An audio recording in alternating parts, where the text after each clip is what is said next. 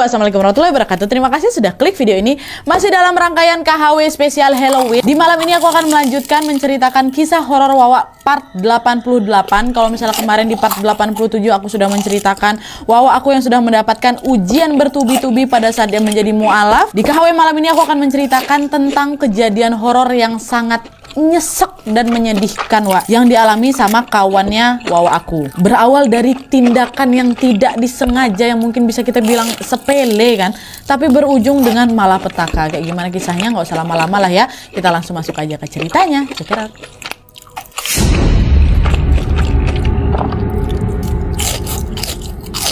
Oke jadi kisah horor kali ini datang dari Wawa aku yang bernama Nadine dari Jawa Tengah. Halo Nadine. Nah jadi kisah menyeramkan sekaligus memilukan ini dialami oleh temannya si Nadine yang kita sebut aja namanya Manda ya. Nah kejadian ini terjadi pada tahun 2016 lalu sewaktu Nadine ini memasuki bangku SMA pada saat melakukan MOS atau masa orientasi siswa. Nah rangkaian kegiatan MOS ini salah satunya adalah perjusami atau perkemahan Jumat Sabtu Minggu yang memang dilaksanakan di sebuah hutan di Jawa Tengah. Sebenarnya lokasi yang akan dipakai buat kemah ini bukan hutan yang angker, hutan yang kayak gimana, hutan yang nggak pernah terjamah manusia tuh enggak Di sana juga ada kayak pemukiman warga walaupun memang bukan pemukiman yang padat penduduknya, tapi yang memang udah sering terjamah sama manusia lah. Dan FYI pada saat perjusami ini Nadine memang nggak sempat datang karena dia lagi dirawat di rumah sakit. Dan cerita yang akan aku ceritakan ini, kejadian yang terjadi di perkemahan ini dia dengar dari kawan-kawannya, banyak saksinya memang.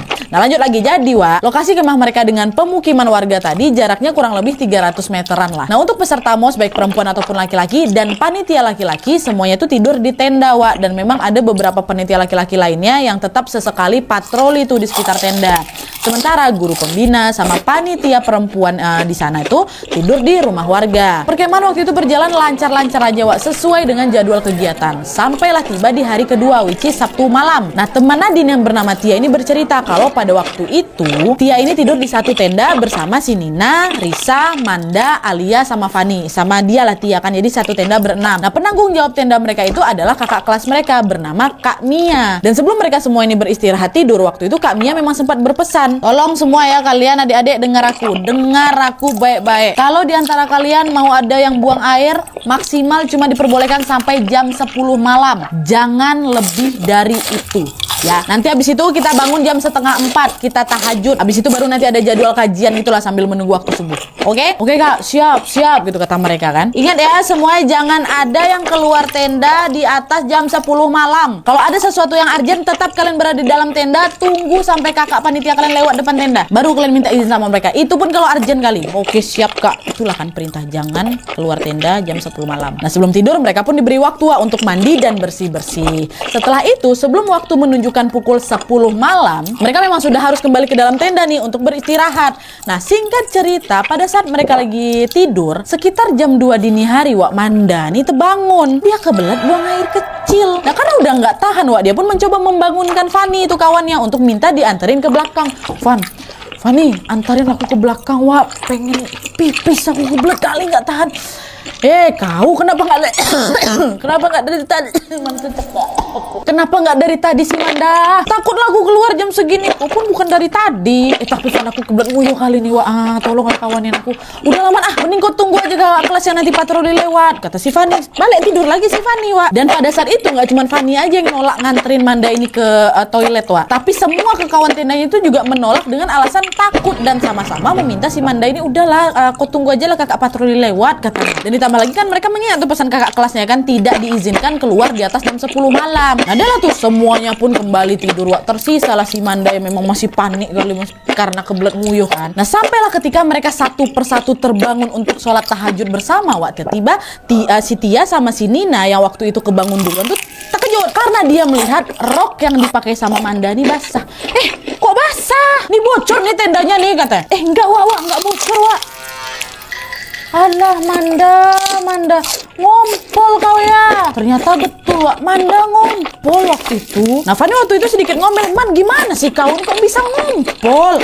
Basah itu semua kan jadinya, kata si Fani Nah Manda yang diomelin kayak gitu nggak ngerespon apa-apa dia diam aja dia kan. Akhirnya Kak Mia selaku penanggung jawab tenda pun pergilah nganterin Manda ini bebersih sekalian juga mandi dan wudhu. Sepanjang perjalanan ke kamar mandi itu sampai balik lagi ke kamar mandi ada memang gelagat yang tidak biasa ditunjukkan sama si Manda Manda nih diam aja, betul-betul diam, nggak ngeluarin sepatah kata apapun, Wak. Nah, yang teman-temannya pikirkan pada saat itu, oh mungkin Manda nih malu karena ngumpul tadi dan juga dia bete kali ya gara-gara kita omelin gitu. Tapi waktu itu mereka nggak ada mikir yang aneh-aneh, Wak. Mereka masih memaklumi saja kenapa si Manda tuh diam. Dah tuh.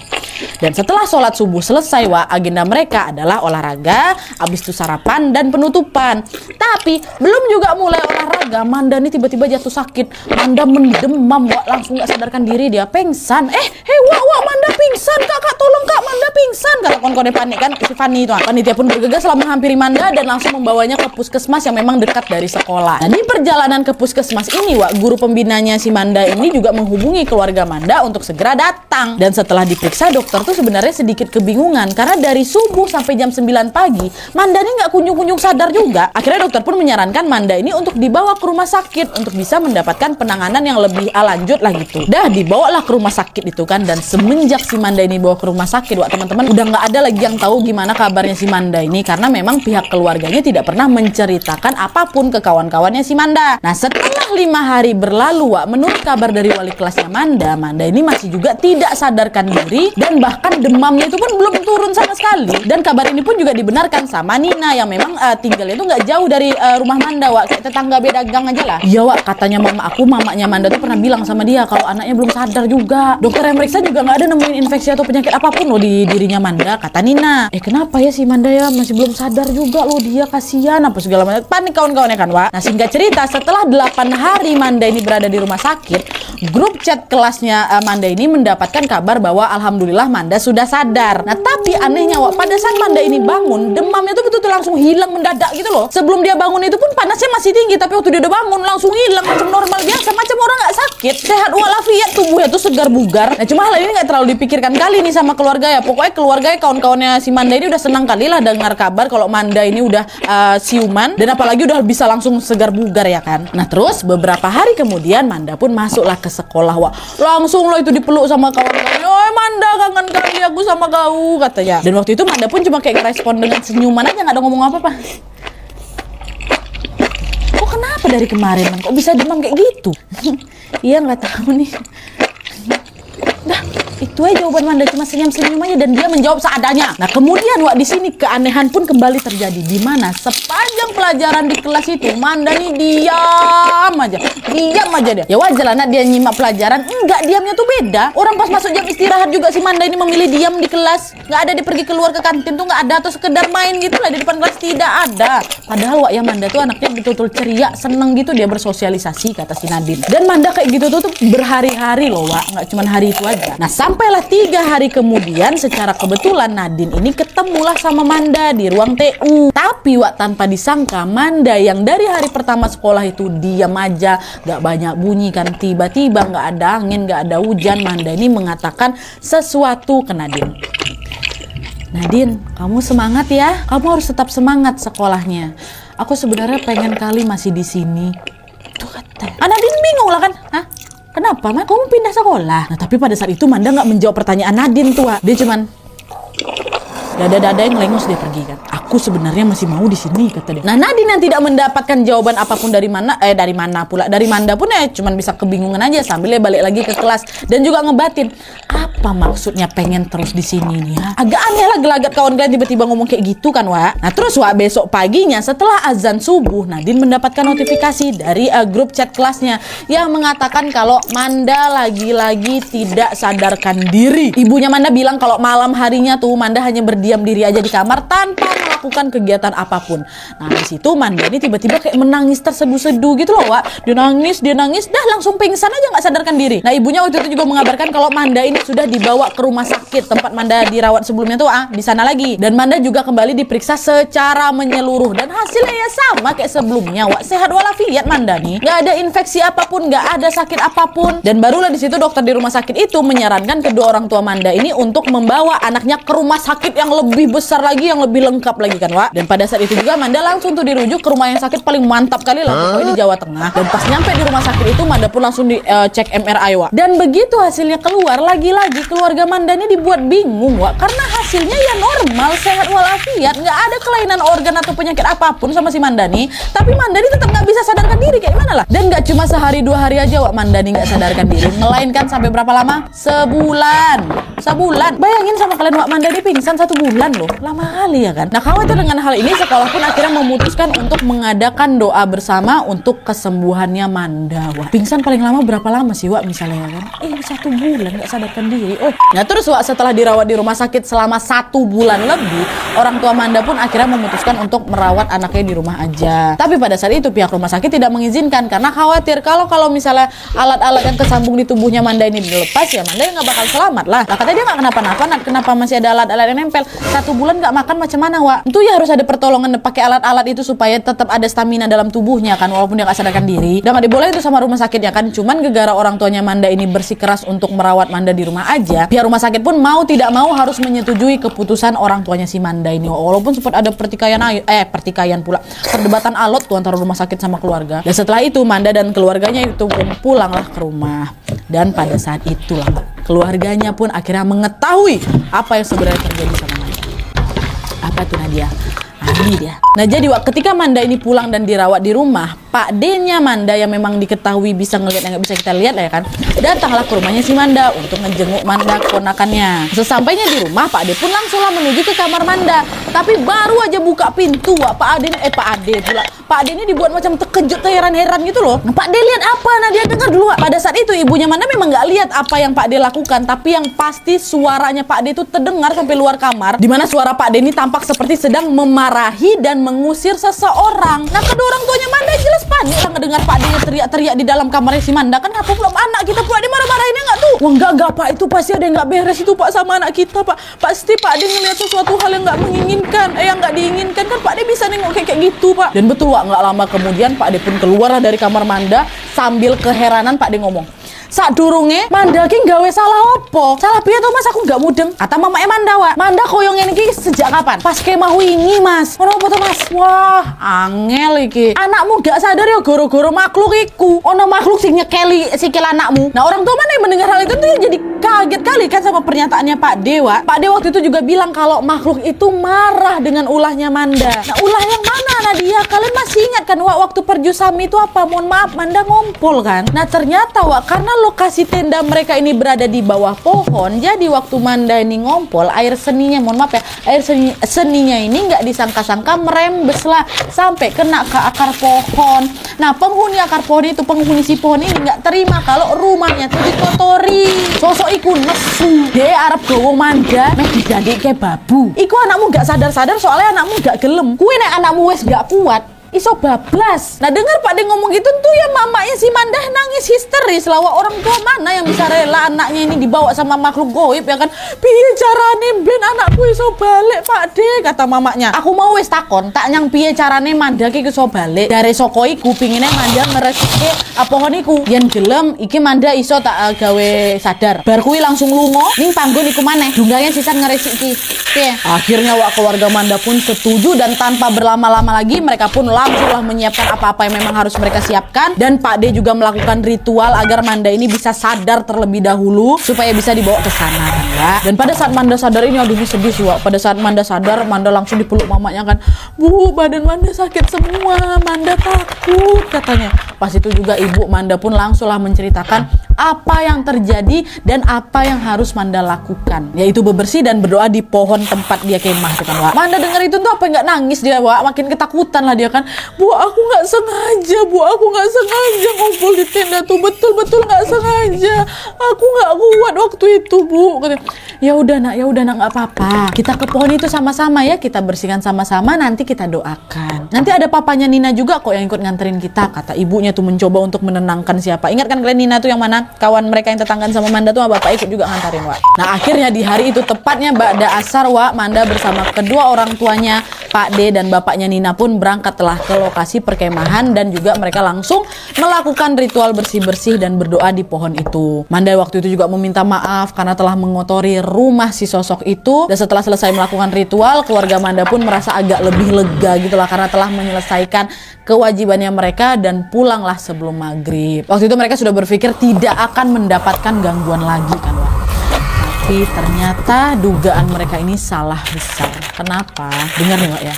Di hari itu Ba'da Isya, Nina kawannya si Manda ini berniat memang mau ngejenguk si Manda yang memang katanya kan kondisinya udah mulai membaik tuh. Tapi pada saat Nina masuk ke dalam rumah Manda, dia dibuat kebingungan karena melihat ibunya Manda yang terus menangis terseduh-seduh di ruang tamu yang memang sedang ditenangin oleh suaminya tuh, bapaknya si Manda. Nah, melihat ada yang datang, ibunya Manda pun langsung memeluk Nina. Nina gitu. Nina panik kan. Tante kenapa tante? Nin, tadi tante lihat Manda ngelamun di kasurnya, tatapannya kosong nih. Tante ajak makan tapi Manda diem aja kata. Nah tapi kondisi Manda harusnya udah membaik kan tante kan? Tadi sepulang dari kemah itu memang Manda udah sempet ngobrol-ngobrol gitu sama tante sih. Oh ya udah kalau gitu syukur lah kalau memang Manda sudah baik kan. Tapi Nin, pas Manda nih ngelamun, pas tante coba peluk dia, tapi dia tuh kayak langsung dorong tante gitu loh. Mukanya kayak ada benci kali nengok tante, kata mamanya. Nah pada saat itu Pak D-nya Manda memang masih ada di rumah tuh, masih mantau ya kan. Tapi pas Nina datang, kebetulan pula Pak D ini lagi mencari ustadz yang memang bisa membantu berdoa bersama dan juga menyelamatkan si Manda. Tante, Nina boleh ya masuk sebentar ke kamarnya Manda? Boleh nggak? Masuklah sana. Dan pada saat Nina masuk, wah kondisi Manda ini udah beda kali katanya. Badannya kurus sekali, matanya hitam, wajahnya lusuh. Tapi kali ini Manda nggak marah wak nengok si Nina. Malah pada saat melihat Nina masuk ke dalam kamarnya, Manda ini meminta Nina untuk, Nin, duduklah di sebelah aku katanya kan.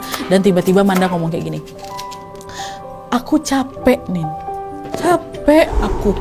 Nah sambil memijat-mijat lengannya si Manda kan, Nina bilang, istighfar Man, istighfar. Aku yakin kau pasti kuat kok ngadepin ini. Istighfar ya nak ya. Enak pula istighfar ya Manda ya. Nin, dia datang banyak kali Nin. Aku macam mau dibawa pergi tapi aku nggak mau. Tapi badan aku nih udah nggak kuat kali Nin. Sakit aku nggak lihat, nggak kuat ngelihat mamaku sedih Nin, kata Manda wak. Sakit semua badan aku nih ya Allah. Tolonglah aku Nin. Dengar Manda ngomong kayak gitu sambil nangis tuh ya, Nina ini jadi nggak bisa nahan air matanya juga lah kan. Ikut nangis lah Nina. Mereka ini siapa Man? Siapa yang mau bawa kau? Aku juga nggak tahu Nin. Aku takut yang jelas sama dia. Tapi ngomong-ngomong tadi kenapa kau dorong mamamu? Mamamu cerita tadi sama aku. Mereka nggak suka sama ibu aku Nin. Aku nggak mau mereka jahat sama ibu. Ya Allah Man, kata siapa kan Nin? Apa aku ikut pergi aja ya sama mereka? Kau nggak boleh ngomong gitu Manda, istighfar kau. Kau nggak boleh nyerah. Kuatlah Manda, kuat. Dengan tangisan yang memang udah nggak bisa ditahan sama sama si Nina, Nina pun menuntun si Manda untuk istighfar dan menyebut nama Allah. Yuk Man, ikutin aku. Astagfirullah. Dituntun wak sama kau, sedih kali ya. Nah tapi wak pas lagi dituntun untuk beristighfar ini, tiba-tiba aja Manda langsung nggak sadarkan diri. Manda, astagfirullah Manda. Katanya, Om tante tolong Manda pingsan lagi, katakan. Pada saat itu orang tua Manda pun langsung bergegas kan, membawa si Manda ini ke rumah sakit lagi. Walaupun mereka tahu kali Manda ini sebenarnya sehat walafiat, paling nggak dengan dibawa rumah sakit Manda tetap mendapatkan cairan infus kan buat energi itu. Bawa lagi Manda ke rumah sakit, pingsan lagi. Dan keesokan harinya di sekolah Nina pun bercerita lah sama si Ninda, sama kawan-kawan yang lainnya juga kan, ke wali kelasnya juga tentang apa yang sudah menimpa Manda untuk kesekian kalinya ini. Yang akhirnya pada saat itu pun langsung diadakan pengajian wak yang diikuti sama semua siswa. Mereka semua berdoa bersama-sama untuk kesembuhannya Manda kan. Tapi udah 1 bulan lamanya teman-temannya Manda ini nggak ada yang tahu gimana kondisi kesehatannya Mandanya. Bahkan Nina yang tetanggaan sama Manda aja juga nggak tahu kabarnya kayak mana wak. Yang Nina tahu hanyalah Manda masih dirawat di rumah sakit. Pak D-nya sudah membawa ustadz dari manapun wak, nggak bisa berbuat apa-apa juga ustadz tuh karena kondisi Manda ini juga nggak kunjung membaik. Sampailah pada hari Jumat jam 2 dini hari notifikasi grup chat kelas pun berbunyi. Dan disitulah mereka mendapatkan kabar yang betul-betul nggak mereka harapkan. Tahu kalian apa kan? Innalillahi wa inna ilaihi raji'un. Manda meninggal dunia setelah sebulan lebih tidak sadarkan diri di rumah sakit dengan kondisi yang sebenarnya sehat walafiat. Meninggal Manda. Dengan keadaan masih shock dan nggak percaya, semua siswa yang sekelas sama Manda tadi pun langsung diminta berkumpul jam 6 pagi. Kemudian mereka bersama-sama menuju ke rumah Manda untuk melayat dan mengantarkan Manda ke peristirahatan terakhirnya. Di sepanjang perjalanan ke rumah Manda, Fanny, masih ingat kalian kan teman Manda yang dibangunin Manda pertama kali buat ngawanin dia buang air kecil tuh, dia nangis gak berhenti. Manda maafin aku Manda, harusnya aku nganterin kau buang air kecil berhasil di tempat yang memang udah disediain, tapi aku nolak. Maafin aku Manda, kata. Nyesal kali Fani waktu itu, aku kalau jadi Fani pun nyesal kali pastinya, astagfirullahalazim. Dan setelah itu di jam 10 pagi jenazah Manda pun sudah disemayamkan, dan setelahnya teman-teman Manda pun berkumpullah itu semua di rumahnya. Dan pada saat itulah diketahui bahwa sewaktu Manda ini dirawat di rumah sakit, Pak D-nya Manda ini sempat datang bersama Pak Ustadz, dan di sana katanya mereka melihat sendiri ada 2 sosok hitam besar kali dan 3 sosok anak-anak kecil yang sedang bermain mengelilingi Manda, ketewa. Nah di sana Pak Ustadz pun langsung melakukan negosiasi dengan sosok tersebut kan, tapi sosok itu bilang apa? Anakku wes seneng karo bocah iki, sopo sing ngotori panggonku kudu dadi babuku, katanya. Dan Pak Ustadz bilang walaupun Manda sudah bersih dan berdoa di pohon itu, katanya hal itu tuh kayak udah terlambat karena anak-anaknya dari penghuni sana tuh yang tinggal di pohon tuh udah suka kali sama Manda. Mereka jadi nggak mau kehilangan Manda, ditambah Manda ini macam merelakan dirinya untuk ikut bersama sosok itulah. Kan ingat perkataan dia sama si Nina kan, apa aku ikut aja ya, kayak mungkin ini karena udah nggak tahan juga kan Dan pada saat itu Pak Ustadz ini sebenarnya sudah mencoba untuk melawan sosok itu Setiap hari Pak Ustadz ini mendoakan Manda dari rumahnya agar sosok itu tuh bisa melepaskan Manda. Tapi kalian tahu katanya nih katanya baru 1 minggu Pak Ustadz ini mendoakan Manda, keluarganya Manda ini mendapatkan kabar kalau Pak Ustadz meninggal dunia secara tiba-tiba.